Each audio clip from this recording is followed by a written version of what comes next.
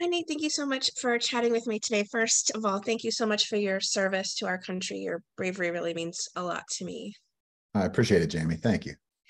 Well, I'm excited because this is a very interesting series. Was it something you had learned about? Did you get approached for this, or were you even familiar with Sergio's 1973 adventure? Yeah, it was it's funny you asked that. I'd had some conversations with Discovery Channel in the past, and they knew a lot about my background and being in the military and then playing football and sort of being around different groups of people with very diverse backgrounds and sort of working together with these teams towards a common goal. And then when they had developed this series, which was based off of an actual social experiment that happened 50 years ago, the first thing they did when they approached me was they'd asked if I knew about this, and so I didn't. And so they sent me, a documentary to watch about Santiago Genovese and that original Akali crew 50 years ago. And I was just blown away by, what he had created and that social experiment itself and the result of it. It was very compelling. And then they said, look, once again, we're living in these divisive times. We want to recreate it. What do you think? And I said, I think it'd be a great idea. What do you think? And they're like, well, we're thinking we're going to rebuild the Raft, the Akali 2 this time. We're going to put these people from very diverse backgrounds on this raft, and we're going to float them out into the Pacific Ocean, down in the Pearl Islands in Panama. And they're going to have these challenges they'll have to conduct as a group. And they'll also, we would like to maybe have you lead them in some, in some conversations and also, sort of, present these challenges and be right there with them every step of the way to see how they'll react and how they'll, conduct themselves, and whether they'll be willing to put all these differences aside and work together, or whether, those demons we all have inside of us are going to come up and we're going to have to confront that. And it was really interesting because, like, I love series like this. I love shows like this, but when there's an added element of, that social interaction that is unique and also authentic, that is really appealing to me because, what is this intent of the show? Is it just to entertain, or is there another message with that? And I think in the times we're living today, I love the idea that, we get to see these people and their true colors come out. And, we get to sort of wonder, if I was in this situation, would I be about the team? Would I be about us surviving as a group, or would I be out there for myself? And I think Well, we'll get to that. Right. That's Okay. a Okay. bigger Great. conversation to come, right? I mean, first of all, how involved were you when it came to casting the people who are going to compete or take part, I should say, in this? I was not involved in the casting. Yeah. And the team that did that, actually, this group was already set before I was brought in. So when I was brought into, to the series itself and learning more about the show and what we're doing, they had already picked this crew. And so I'm like reading about these people and reading about their various backgrounds and getting to watch little videos of them. I was just like, wow, this is crazy. These people, they're not going to get along. They're not going to listen to one another. It's going to be, and of course that occurs.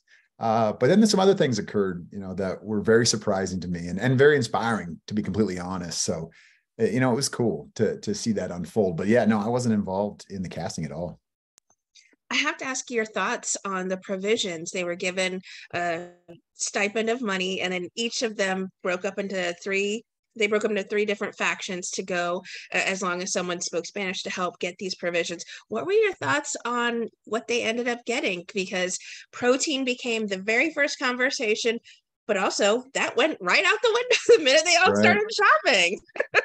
Well, it's, and different people's idea of what nutrition looks like and what's the most important thing to put in my body. And then you bring in the element of maybe some people don't eat meat, and that it just changes things. And they all had these different ideas of like what would be the best thing to get. And they've got such a limited time and limited resources.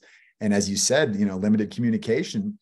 and it's very real. They're out there in Moye Fiscal. They're in this actual, this actual fishing pier, which is like a little mini market as well. And they're just running around chaotically trying to figure this out. And just seconds before that, they were told what is going to occur over the next 3 weeks. You know what I mean? So they're just scrambling and trying to figure it out. And, by and large, I think they did a decent job. But at the same time, I remember standing there looking at everything, sort of piled up. And I'm like, I don't know how long some of that stuff's going to keep. So, but it's, hey, this is what we're doing. This is where it's at. And there's a lesson to be learned. And as I poked you a little bit and said, we'll get to that, day one, out the gate, they're doing serious conversations about race, about politics. Was that what was surprising to you, that it just immediately kicked off when they're left to their own devices to finally speak about these kinds of topics? Yeah, I mean, it really did. It was really surprising because, I mean, yes, these people were handpicked in a sense to disagree because they have very strong opinions and they have very different set of beliefs and backgrounds. So, I guess in a sense, maybe that's not surprising, but I was still surprised because we all have that, it takes us a while usually to kind of get comfortable with another person enough to share what we're really feeling and thinking.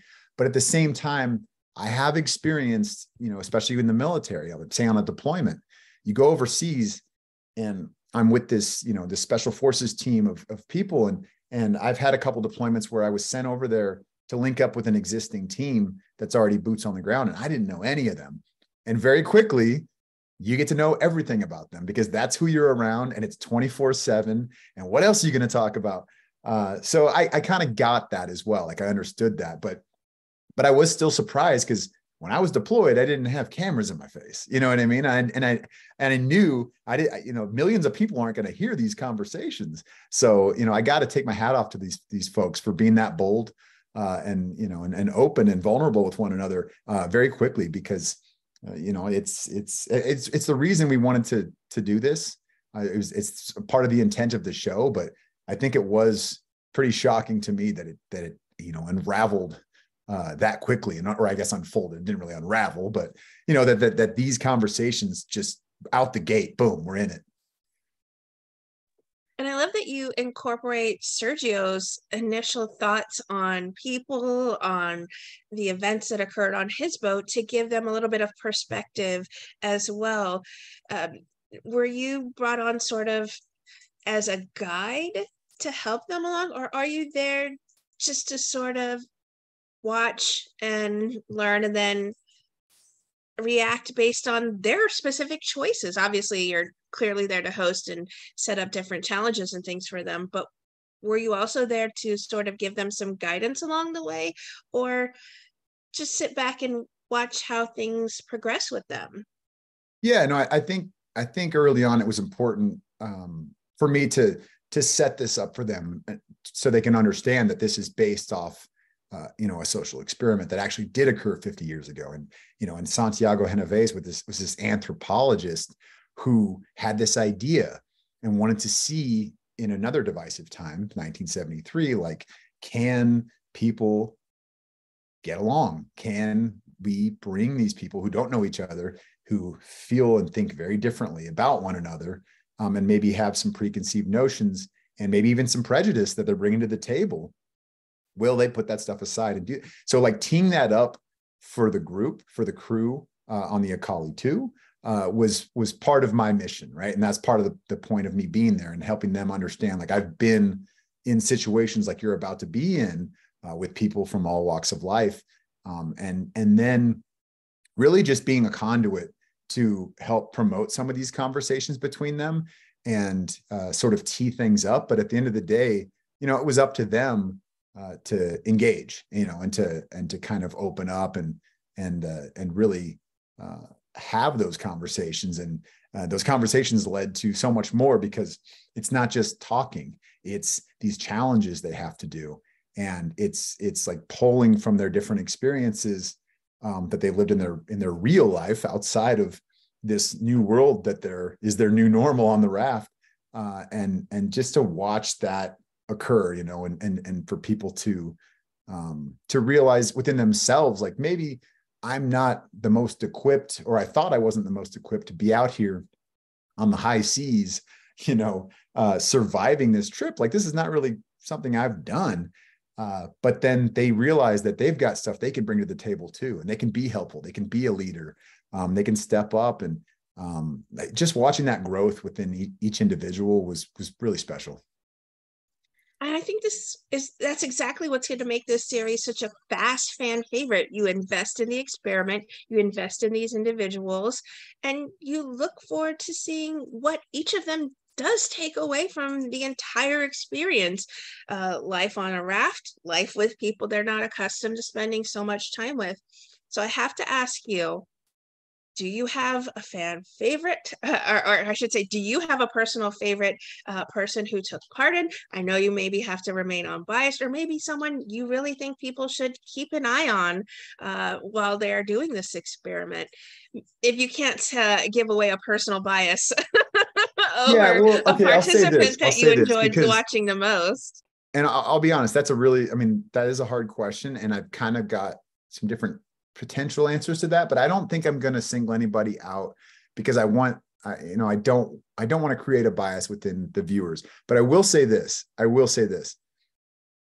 After first meeting these people, I had my own preconceived notions and my own opinions about who I thought would be the leader, or who I thought would be the most successful, or who I thought would quit, or who I thought would, essentially get kicked off.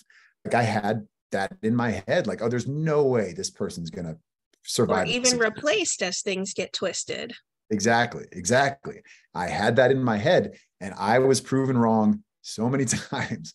So that's what's really cool about it, because I mean, just like any good story, if a story, even a scripted stuff, if the story's well written, we're going to be led down these paths, and we may think there's that person's definitely a bad guy, or that person, and then we're surprised, and it's the same kind of thing here. It's like you first get to meet these people, and we can't help it. We're all human beings. We make a judgment, and I do that too. I make a judgment about who I think is going to be just fine out there, and who I think is going to really struggle.